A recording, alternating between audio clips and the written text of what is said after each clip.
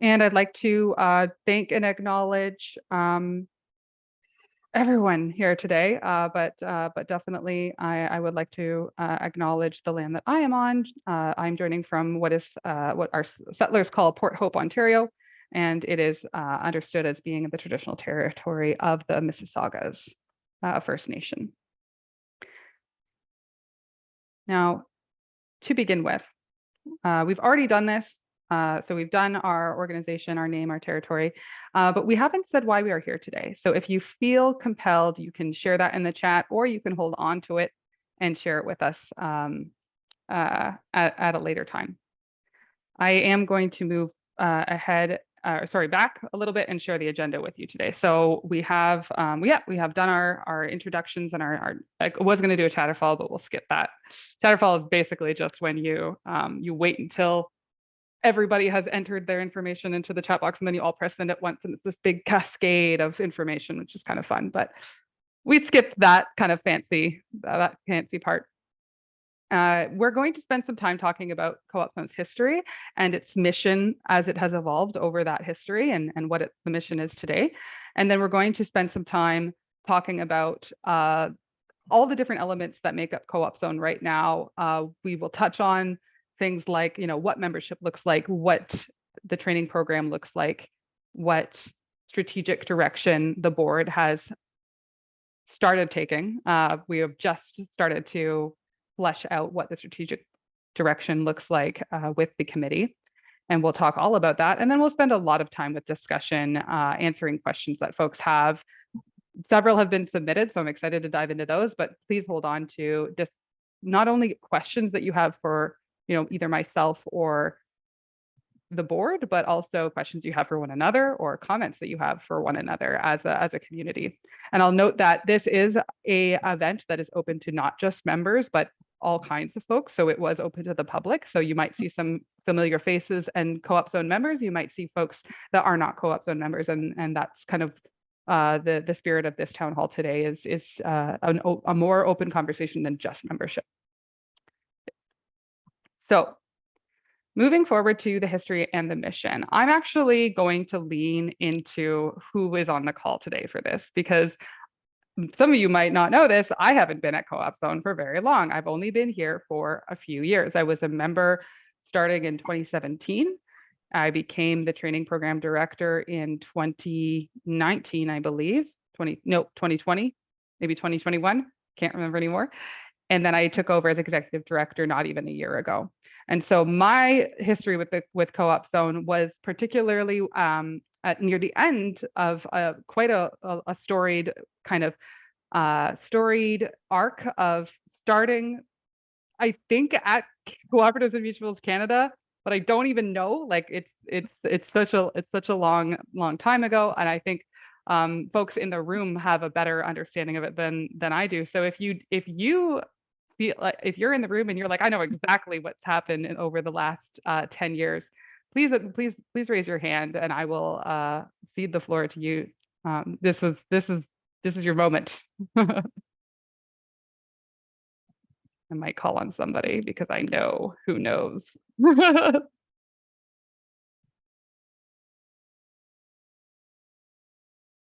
Denise, do you want to tell us a little story? Yeah, thank you for that, Meg. I'm trying to figure out how we best met, and I can't quite figure it. I'm just trying to figure this out because I think at the same time you were part of the CWCF, and I was a mentor of you, which would have been at the same time that you started Co-opZone, which is kind of the same time as U of W. So I think we've only met twice in person, which is kind of interesting because I think our relationship started just before COVID. And the first time we met was in a little cafe north of Waterloo. And then I think I also came to the center at U of W, which was great to be there because it's absolutely beautiful space. And I just want to say you've done lots of work in that fairly short amount of time of 3 years. Yeah. But Well, congratulations. Yeah. I was sure. asking though, if you remembered the beginning, the origins of CoopZone, and I see Hazel does have her hand up. So Hazel, Oh, yeah. Well, I'll let Denise, I'll let yeah, I Denise do come. remember Yeah. that. I mean, at the same time, Co-opZone was starting and Peter Huff was the beginning of the executive director. And there was a lot of discussion within the sector of how important it was to have a space for development in terms of resources. And at the same time, we were creating the Schulich program. So it was kind of trying to be interested of try to parcel off the various different programs. And also at the same time, St. Mary's was beginning. So it was kind of, you know, I think it was important to try to figure out what's the mission of each of those programs. And Peter's on the call, so he probably has a lot more info. And Hazel would do. Yeah, Hazel, go ahead, and then if Peter wants to add in any Sure. Thoughts. Well, what I recall is that, you know, I just put it cryptically in the chat there, partially because I was driving till just now, but I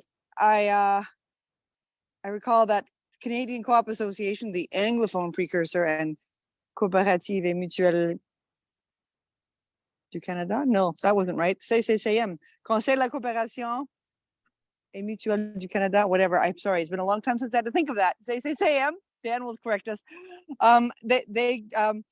They were running it back in 2003-ish, 4 or 5. And then when they decided there wasn't enough money to run it, they were just going to leave the money on the table. And the cooperative secretariat approached CWCF and said, would CWCF take it over, because we had already started in the year 2000 a worker co-op developers network. And we said, only if it's okay with CCA and CCCM. And we called them up, and the EDs of the day, which I think were Carol Hunter and Réjean Laflamme or something close, said sure.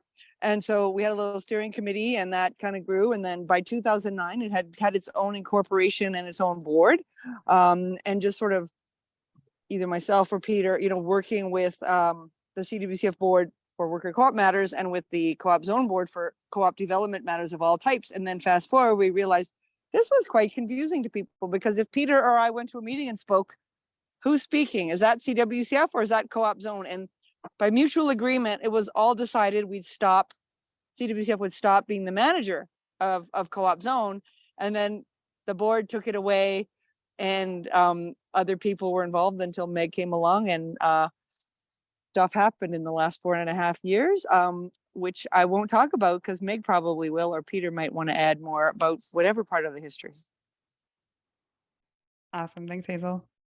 Peter, do you feel brave today? Well, I don't know about whether I feel brave or not, but I mean, I think Hazel captured the kind of the arc of what happened. Just to add that the training program got developed. I can't remember exactly. I think the first year we gave the training program was either 2012 or 2013. I think it was probably 2012. And basically we got some money, Co-opZone got some money from the Cooperative Development Initiative of the National Federal CDI program. And there was 5 of us that came together. I think it was Marty Frost, Lynn Hanley, myself, David Doughton, and Cindy Hoker. I think. And was Blair Hamilton part of it? No, maybe no, not Blair. No, Cindy was Winnipeg. I'm sorry. Cindy, yeah. So there was 5 of us that got together and sort of worked on developing the online training program. And as I said, I think the first year was 2012, and I think there was like 17 participants in the first year. And it's been going ever since in various, you know, then Eric took it over, and then Meg took it over. So it's, you know, I think I was there for the first 5 years, and then Eric was there for a number of years. And then maybe I wasn't there quite 5 years, 3 or 4 years, but somewhere in that range. And yeah, and so I think that's about it from that has been said. And Réjean, former board member, has his hand up as well. Very recently former. Thank you, Maggie. Yes, just want to complete what Hazel had said. I was effectively the acting executive director of CCCM, and Jean-Yves Law was the executive director of CCA. And Susie Miller was the executive director of the Co-op Secretariat. I have a picture of that. We got, I think it was $2,000 from the Co-op Secretariat to get CoopZone going, and that's how it all started in the first couple of years. Wonderful. Thanks everyone for indulging that kind of crazy dispersed history lesson for all of us who aren't fully in the space. Hazel, you have your hand back up. Yeah, I do, because I just want to say, by the time CWCF inherited it, it was getting 50,000 per year. I don't know what the amounts were previously, and it was kind of fast for my job, but it was 50,000 per year, and I think it was 2 more years or so that were left in there. I can't recall. Peter was financial officer; he might know, but that's a detail. The point is, by today's standards and by the standards of the period that we were managing it up until 2017 or whatever, 18, it seems like a lot. Even if constant dollars are used. So that's the thing, and that was not enough for CCA and CCCM to keep it up. They thought it wasn't enough. But obviously, Meg, you and we can do things on less money than sometimes bigger organizations. Dan, no insult intended. It's just, we never had expensive office space, or we work out of houses since 1990s or whatever. And it's just a reality, and we were happy to do it. And we would have been happy to keep doing it for 50,000 or probably currently Co-opZone would. I just wanted to add that color because I was being facetious for part of that, but it is a serious issue, and I think everyone needs to be aware of it. Thanks so much, Hazel. Yeah, and thanks everyone for indulging me there. The reason we've gone through this little exercise together is because I want to acknowledge a few things. One, that Co-opZone is an oldish co-op, considering how young it feels. In a lot of ways, it feels like a startup environment for those of us who work in it. And yet it has a long history and lots of love and care given to it over many, many years.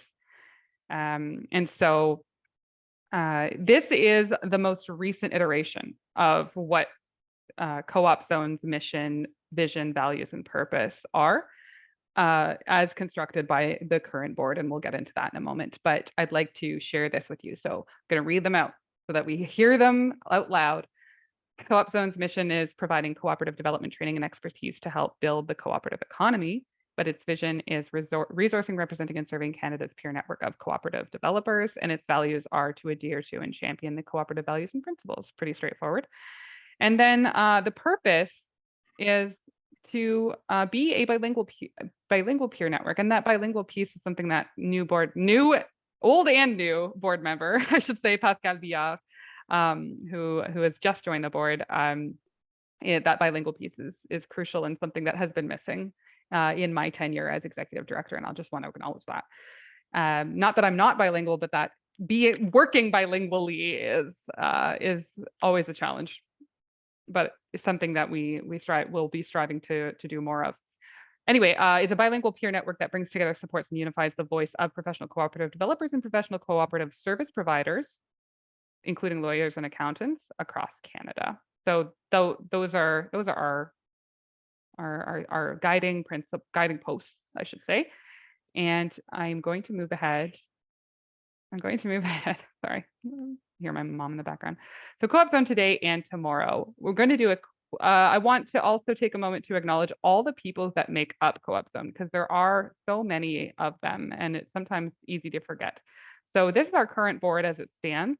And so we have Daphne Nelson representing BC, and Jill Kelly also representing BC. Russ Christensen representing Ontario. Pascal Villard is joined again after a hiatus, and he's representing Quebec. We have Wendy Peterson representing the Prairies. Dan Brunette is a member at large, I believe, and Marc-Henri represents Atlantic Canada. And there are other positions available. We do not have a lawyer right now. So if you know of a lawyer who would be a great, I think we have only 1 or 2 currently dues paying lawyer members, and I'm going to be prodding them to ask about joining the board. But that's our board as it stands right now. And we also have several committees. So we have the training committee, which is made up of board members and instructors and members at large. We have our strategic planning committee, which is all board members. And then we have the nominating committee, which is constantly making sure that we are kind of scanning the membership and outside of membership for folks who would make great strategic leaders for CoopZone. We have 2 staff that are kind of ongoing, and that's Adele Rosanova, our administrator, and then myself as executive director. And then we have this ragtag gaggle of folks who represent the mentors and instructors of this past year. We have had many more in the past. Mentors and instructors of doing all different topics, and I could go very deeply into that, but that's for a different day. But here we have our roster for 2022-2023 academic year, so just the one that's about to end. So we have Zoe Creighton, Denise Guy, Russ Christensen, Peter Huff, Christine Clark, Kathy Lang, Don Walker, Eric Toots King, Marty Frost, Joy Emanuel, and Melanie Kahn. So a lovely group of folks. And so I think it's evident throughout these slides that CoopZone is a lot, the people who make CoopZone's operations.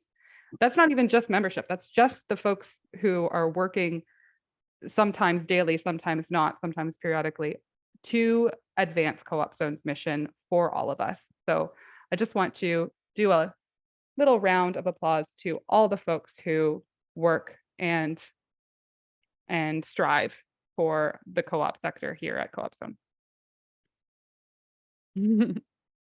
So moving forward, I also want to acknowledge membership. So we do have, last year, so this is actually something to discuss, and I'm sure we will get into it, but something to discuss is the reality of CoopZone's kind of waxing and waning membership, because over the years, there's been capacity to engage and deliver value to members, and some years there has not been. This is one of the years where we have the capacity, and so last year less so because of a transition from one administrator to another took a lot more energy and effort than we had anticipated, and so we had only 31 members. That includes members that got free membership through their training program tuition fees. So 31 members, not very many when you think of how vast the developer network truly is. And we also didn't really have many members that were accountants or lawyers either. And so there's a huge opportunity to grow and welcome all the emerging developer members that have historically maybe not seen themselves as part of this community for various reasons. And I'd like to invite each and every member and each and every stakeholder to think about somebody in your network, in your community, that you might like to reach out to after this call and say, hey, I was just at a town hall with this organization called CoopZone. I think you might be a good member for that. Maybe check it out. I highly encourage you to think about doing that. So moving over to why you might want to be a member, for those of us who maybe have forgotten. The membership includes, so this online profile. So if you've ever been to the CoopZone website, you probably found some little bugs and problems with it, but you've probably also seen the lovely the profiles that exist. So as soon as you are a member, you get to hang your shingle on the CoopZone website. As a developer, you get to list your skills and expertise. You get to list your contact information. And so that already delivers value to you as someone who wants to serve co-ops and wants people to see that. The developer and legal mailing groups, this is a conversation that we've had many times with Canadian Worker Co-op Federation, and we are in the process of transferring their management of the mailing groups, what we would call listservs in the past, The Co-op Zone listserv is going to be changing management hands from them. It was kind of an administrative holdover. Now we are going to be taking it over and working on sustaining its value, but also growing it and making sure that it's accessible to those who historically have not had access to it. I get emails periodically saying, how do I get on that? I hear that Co-op Zone has this great listserv and I have to kind of send them to, I used to have to send them over to Kay. No longer will that be the case. So that's something that we probably will be a discussion today. One of the big values is as the administrator, or Adele is the administrator, as the executive director, I get emails from folks all the time saying, I need a co-op developer, or I want to start a co-op, or help me do X, Y, Z. And I say, fantastic, I can send your request out to all my members. And it happens, it will be happening more and more frequently as I, the executive director, go out to communities to preach the gospel of co-ops. I was able to attend a CWCF event in Toronto just the other day and met several young cooperators who are super keen to work with co-op developers and start or grow their organizations. So I can and do collect that information, and then I'm able to send it to the entire membership to say, hey, we've got these folks looking for help. Can someone reach out? The membership comes with discounts and exclusive membership events and webinars. I am constantly reaching out to different organizations and partners to say, hey, you have this conference going on. Would you consider giving membership pricing to Co-op Zone members in addition to your own members? And it's usually a quick yes, absolutely, because of course everybody would love to take advantage of the marketing opportunity of marketing to a whole other set of members. And so getting those discounts is certainly of value.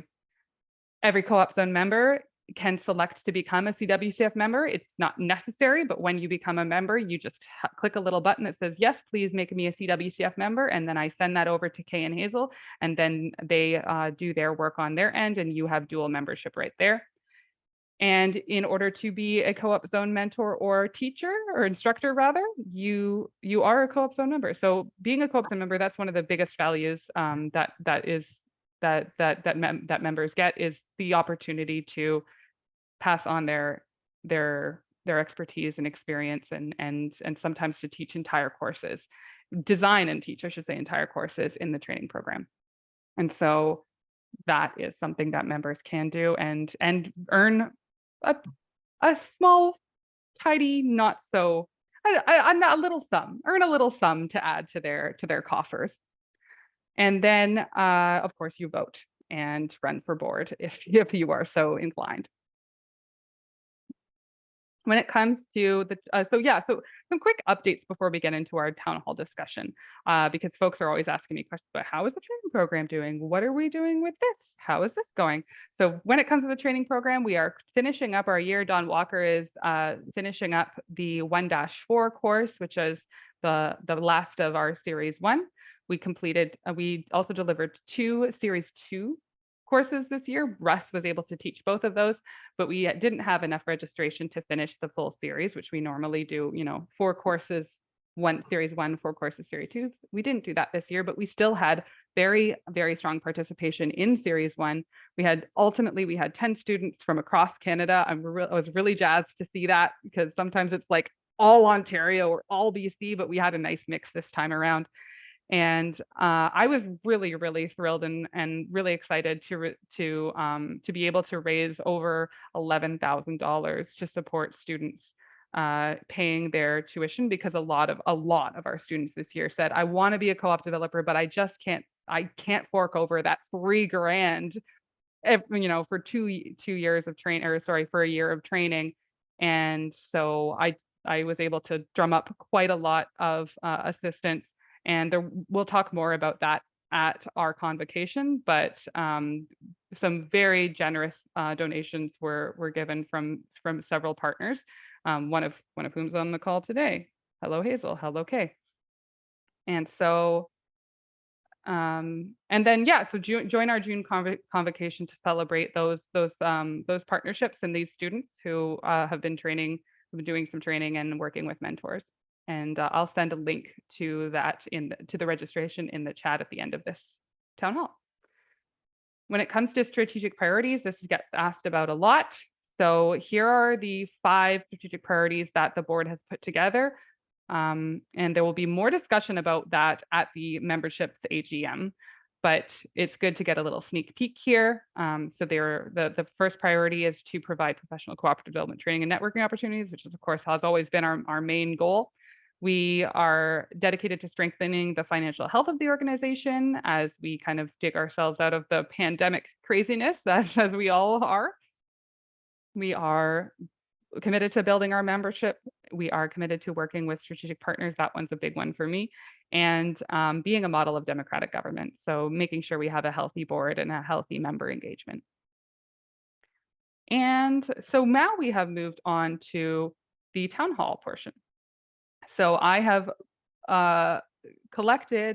preeminently collected questions from registration, and I've put them all up here. Some of them I didn't bother putting up because some of them were questions that were very much like, can you tell us about the strategic plan? Or I want to know more about the direction that Co-opZone is going. So I'm hoping that those have been answered in this preamble. But I would like to go over some questions that that people have put forward. And so if you see your question, yeah, why don't, if this is your question, then please raise your hand. So are plans in progress to create a library of anonymized bylaws for types of co-ops in different jurisdictions? If you feel comfortable, you would like to say, yes, that's my question, I'd like to add anything to that question, by all means, raise your hand. If you're not comfortable, no problem. I will just go ahead and answer it.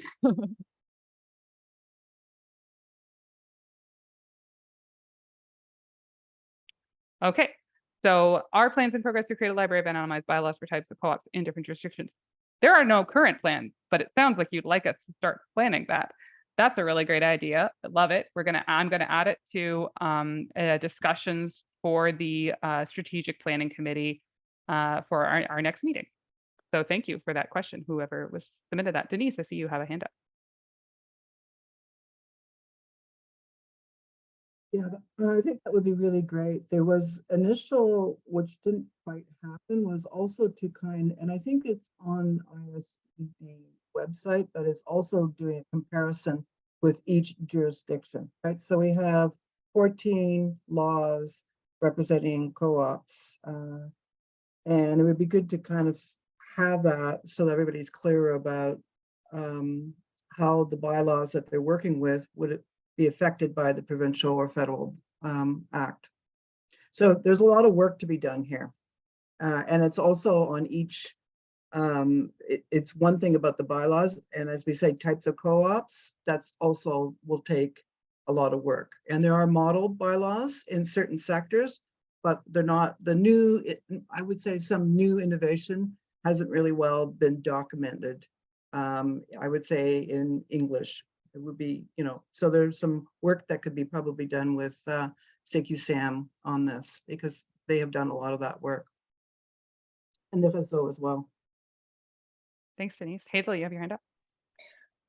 Yeah, so I can't remember his name, but there was a lawyer in Toronto or in Ontario somewhere who did a lot of this work and shared it with us, or with me at least, and I have it here in the office in hard copy, inconveniently enough, but to best of my knowledge, I think it's quite readily shareable, except for the formatting problem. It's not digital that I've got handy, but I'm happy to share that with you however you want me to. Write me offline. But I just want to make another comment because, Denise, you just mentioned the work to be done with the réseau. Now, when I hear le réseau, I think of le réseau co-op, which is the equivalent of CWCF more or less in Quebec, le réseau de la coopération de travail du Québec. And also when I hear the network, I think of CoopZone. And so I don't know if there's anyone on this call. Jennifer, you were on the call, at least one, who is with what I call the PA network, the Provincial Association Network. And I have a request, and Dan, you're laughing or smiling, but my request is, can we get a non-confusing name to go with that instead of something that sounds like Le Réseau Co-op, which often gets called the Réseau in worker co-op circles, or not, like CoopZone, the PA network, and the Réseau Co-op are very distinct things, and they all sound the same if we're not careful. So as a request, Dan, you have your hand up. If I may, it used to be the core TCP, which I don't even know what that actually stands for. But the network is the acronym of the Network of Provincial and Territorial Associations. It is a recurring thing. Co-op zone in Quebec are the retail co-ops that Co-opsco runs, right? So there will be overlap. I think it's just important for us to be aware and talk about the realities. But yes, it is the provincial and territorial associations that make up the network of provincial and territorial associations. But I had a good laugh with the folks from Alberta because Fed Gas and what was the other one? Anyway, both of them. Afria, probably. Afria, probably. Afria and Fed Gas both call themselves the Federation, and it causes confusion in Alberta. So I think the point is sort of moot, as in, like, as long as we know what we're talking about, but it is a different, very Awesome. specific focus on the various entities. Okay. Meg, I raised my hand for a different reason because I want to respond to what Dan just said about the retail space. Co-opZone, the developers network, actually has a written agreement that is to be renewed every 5 years with Co-opZone, the bookstore in Quebec City, around the confusing names, and is meant to have on the website, our Co-opZone website, a notice that we are understanding that there are 2 co-op zones, and they are 2. And I think the bookstore still has it, and we dropped it somewhere in the last 4.5 years. I can get that to you if nobody else has it. Happy This to. is why we have an MOU with Co-opZone, because there's a lot of history and overlap. And I don't know that CMC or CCO or whatever could give it, but we still have it, and that's why we have the MOU. Awesome. Thanks, Hazel. Yeah, Hazel is always our resident person who has all the things. Awesome. I'm going to move ahead with the next bullet. So how to approach co-ops that are not really co-ops, especially housing, when most co-op principles are disregarded. Oof, little shade thrown in there at the housing co-op sector. So this is a meaty question, and it's one that I don't know that there are, well, I know there are no clear answers to. I invite whoever in, maybe they don't want to now that I've kind of said, oh, shade. But yeah, I invite whoever has written that out to raise their hand and share their thoughts on that particular point, if they so choose. Danielle? Or is it Hazel? Sorry. Hazel, I don't know if you had ever lowered your hand. So I did not write it. Jean Berthelem did. He brought it up. I just want to reply that although we wish everybody lived and breathed all the co-op principles on a daily basis, it is a reality that there are more co-op-y co-ops out there, and it's something that we come across a lot as we're trying to also encourage co-op procurement and so on at CMC. Baker Tilly, for example, is a co-op, right? They do auditing. Right, but everybody's using, I'm not sure about Grant Thornton or Deloitte or stuff like that. So there's a lot of co-ops out there that are set up because it makes business sense and they don't necessarily care about the bigger picture. In this case, most of the housing co-ops that I've worked with, not from a co-op developer point of view, but are actually very proud to be housing co-ops and understand and actually live them. So I think it's I wouldn't paint them all with the same brush, but it is something where, from a co-op zone, co-op development point of view, the expertise, I believe, should be the growth and the establishment and growth of housing co-ops and other types of co-ops, rather than trying to go back and change the people and pushing them to CHF does a great job of educating about co-ops, and the co-op zone mandate should be on helping interested parties establish or grow their housing co-ops, or realize that once you've paid off your mortgage, it's okay to buy another plot of land and grow your co-op. A lot of people will just finish paying off their mortgage, and I see Peter laughing there. So anyway, there are opportunities and unlocked assets. I did see Jean unhide his camera, so I wondered if Jean, you had anything to say. But you are muted. Okay, there we go. You hear me? Yes. Yeah, okay. I don't know if you noticed my input in the chat there, but I was a housing member for about 30 years in 2 periods. And unfortunately, some co-ops, I think some of you alluded to this point, that some co-ops aren't really co-ops, especially if you're not following principles that are internationally recognized. So they say. And the issue is that most co-ops, I'm sure, I hope, want to be real co-ops and, follow co-op principles and the whole bit. But when the regulators, the legislatively assigned regulators that administer, most co-ops are provincially legislated, right, in Canada. So when the legislature designates an organization to apply the co-op law, right, are timid when it comes time to make sure a co-op is a co-op, that they even follow the law. I've had 5 years experience on that theme, and I can tell you that you can call them up, you can get them to send letters, phone calls to the co-op, but I don't know. I don't want to speak bad about most government employees, but unless they have to do something, it seems that they're just not gonna do it. Thanks, Jean, for your input into that. And I see Hazel has her hand up.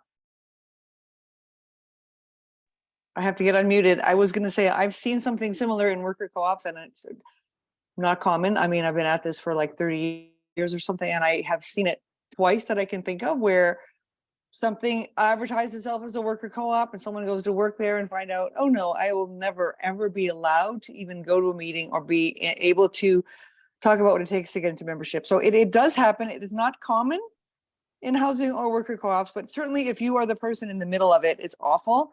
And I agree completely with Jean. The regulators have completely absolved their responsibilities. When I moved to Alberta, I think there were at least 5 to 10 people working for the province paying attention to co-ops.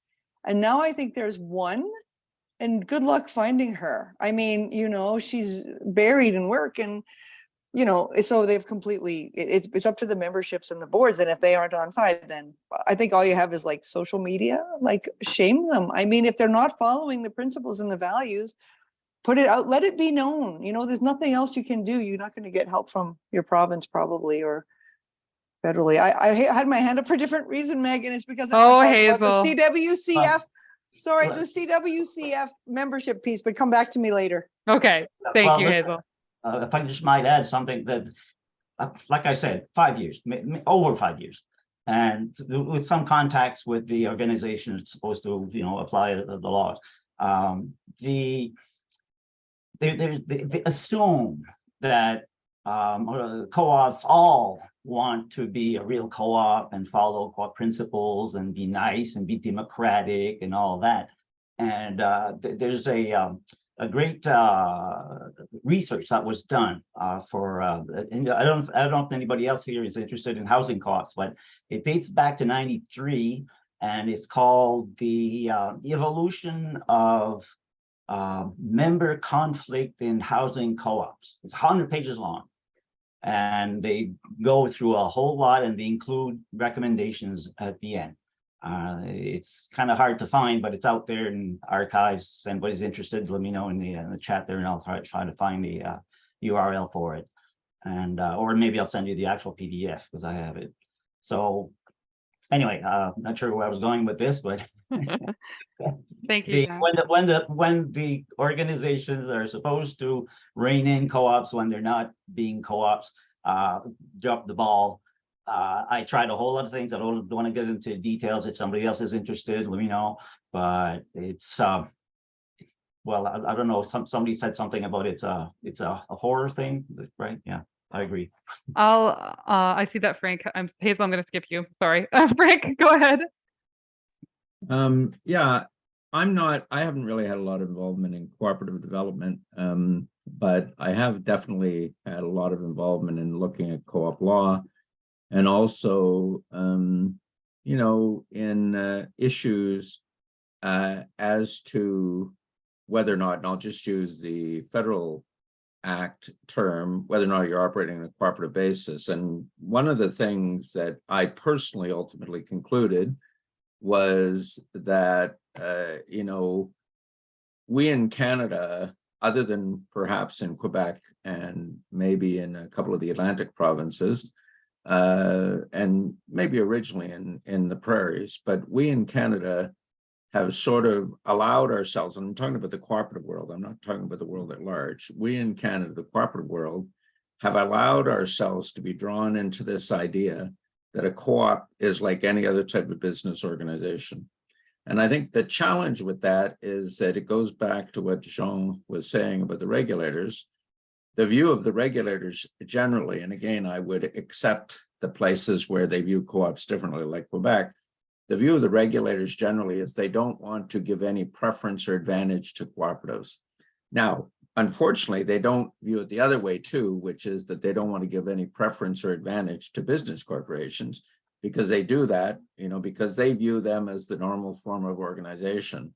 So what I ultimately came to realize in my own career, and that's done now, I'm retired, but I ultimately came to realize that, and believe strongly, that the co-op sector, and this may not be a role for CoopZone, but it's definitely something I think you might want to talk about in your strategic planning session, is I really do believe that the co-op sector ought to differentiate between co-ops and co-op-like organizations. And I know that in the co-op sector, and I know that in large business organizations in the co-op sector, no one really wants to talk about that, because, you know, it's sort of like the principle picking approach to co-ops. Well, I like this principle and I like that principle, but the rest of those principles, they're sort of not part of it. And of course, the truth is that in cooperatives, real cooperatives, they're all relevant, you know, and we can see in context that, you know, different things can be applied. But I truly believe that, you know, if we homogenize the cooperative form of enterprise into just another form of enterprise, it really isn't a co-op anymore. And, you know, if we go to the lowest common denominator as a cooperative sector, we're basically subscribing to that view of the world. We're basically saying, okay, fine. And if we happen to have, let's say, and I agree from what I've observed, most housing co-ops I've ever seen truly are probably among the closest adherents to cooperative principles that I've seen of any cooperatives. And there are some even big organizations which are relatively close adherents to cooperative principles, but there are a lot of organizations that are not. And, you know, even when I look at CoopZone and the lack of lawyers involved, you know, I think it's a bit shameful that, you know, you have large organizations who are basically supported by members, owners, which aren't providing their staff, not viewing it as important to get, you know, their legal staff involved in an organization like this. So when I was at Cooperatives, we at the very least tried to keep up our membership with the legal network, and also tried to get the lawyers to do cooperative things. You know, so for example, I mean, get involved, either go to St. Mary's, do this sort of stuff. But the point is to try to inculcate them a belief that these principles actually are relevant. So anyways, the long and the short of it is, I think that's really a good question. But I think strategically, we as a country, other than the places where co-ops are obviously recognized for the value they give, we really need to, and as a sector, we really need to focus on how do we approach it. And I don't mean, for example, a cooperative developer obviously isn't going to say, well, you're meeting 5 principles, so okay, I'm going to work with you. Obviously, you're going to work with them, you're going to try to bring them into the fold. But at the end of the day, the parent organizations, the organizations that are in theory carrying forward the cooperative principles, there really needs to be something more definitive than just here are the principles, pick and choose as you like. Anyways, that I'm not sure that adds much to anything, but everyone's voice is appreciated. Thanks, Frank. I am going to move ahead with a couple bullets that I can knock out quickly. So one of them which I just added because I remembered seeing it as someone who had registered a little later than when I had originally created this slide. And it was, do you have a special rate for retired cooperators? And the answer is probably. Because of this transition that we're undergoing with the mailing group, understanding the importance and value of having retired cooperators that, you know, don't make any income being a professional developer, but still care deeply about contributing to the sector. I think it makes perfect sense to offer a retired cooperators rate, and it's something that I'll bring to the board as soon as I can. So thanks, whoever, I think it was Frank who might have put in that question. And I did want to also open the floor to a couple of folks who had very specific questions. And I just want to note that there is only 7 minutes left on this town hall. So I want to just acknowledge that and at the same time give space to the folks who had put together these very specific questions. So first on this list is the SSFPA is promoting regional food system infrastructure development.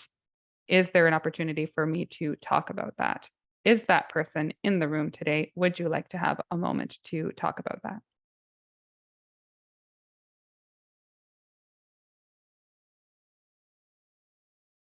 Okay, so hopefully I'll be able to follow up with the person who submitted that question directly and engage them in that conversation and how CoopZone can support. The other is very, very specific question is, I'm one of 166 shareholders in a NP that owns land. There's a group that wants to farm. Should we form a co-op? Is that person in the room today?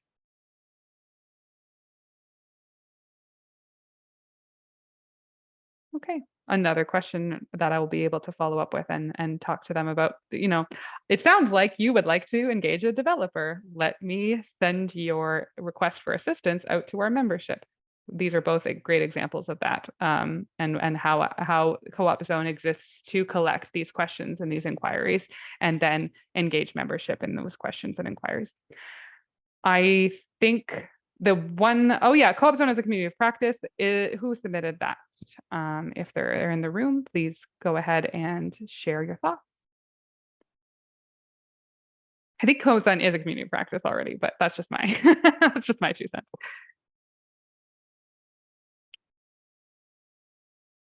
Hazel.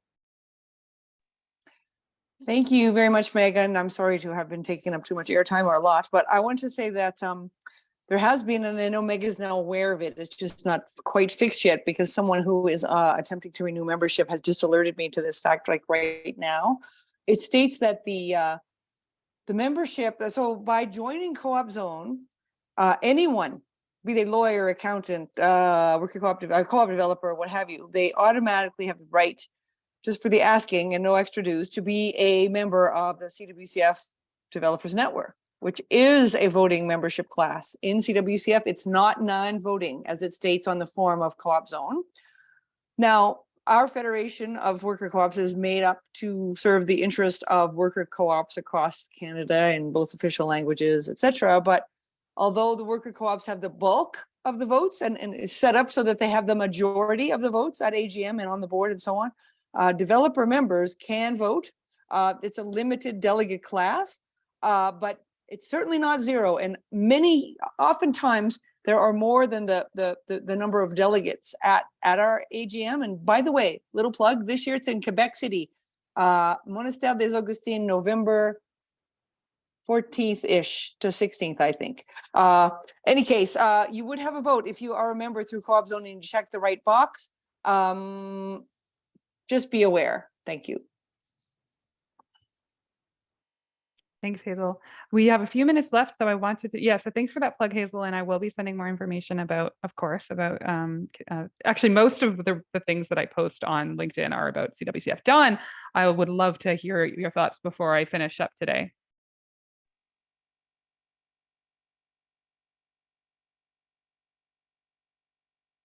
Was that a mistake, Dawn? Did you put your hand up by mistake? I can't hear you.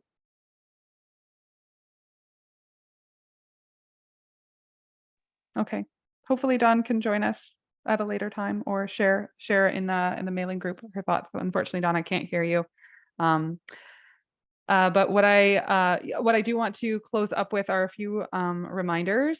So, oh, sorry, not reminders, but announcements. So the first is to please feel welcome to register to this upcoming convocation. Last year's was very well received. Everyone had a great time. Everyone had lots of fun kind of sharing their experiences with one another, thanking one another for their mentorship and guidance. And so in the chat, I will be putting a registration link, and the date will be June 15th. It's a Wednesday. And so at 3 p.m. So I'm just going to add that registration link in the chat. The other thing I'd like to share is that the Cooperatives and Mutuals Canada's Congress is going to be happening in Ottawa. Dan, please remind me the dates and when the CoopZone developers session will be happening. Yes, thank you, Meg. So hopefully we'll see many of you at the Cooperatives and Mutuals Canada, excuse me, Congress and AGM taking place in Ottawa at the Delta Hotel from 12 to 14 June. It is possible to obviously register right away. As per the success of last year, there will be a CoopZone hosted peer gathering of co-op developers. Obviously open to those who want to participate, but usually it's those with obviously an inclination and an interest in co-op development that would attend. Same usual thing, grab your lunch, go into a room and discuss some activities that will likely be put on. It'll be from 1 to 3 that day. It's actually right before the official opening of Congress, so it's an optional pre-event. There is no cost to it. It's a team camaraderie, relationship building opportunity. At least as long as Meg has informed me, there are no costs to it. Then it's basically going to start then with the opening of Congress, then the screening of a Totsikut, Leaving None Behind, which will be a big Indigenous reception, followed by the welcome reception, and then Congress that officially starts the next day in many ways. So hoping to see you there, and look forward to seeing you all there. Thanks, Dan. And so that will conclude for today our first of hopefully many town halls. And I hope to design more that are topic focused. And I really appreciate everyone joining today. It's such a pleasure to see so many familiar and sometimes not familiar faces. And I will stay on the line if there are further kind of like administrative or just general questions from the group. But this concludes, I will stop recording, and this concludes our first of many town halls. And thank you so much for joining.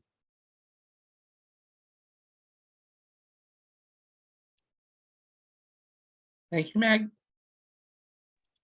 Thank you, Meg.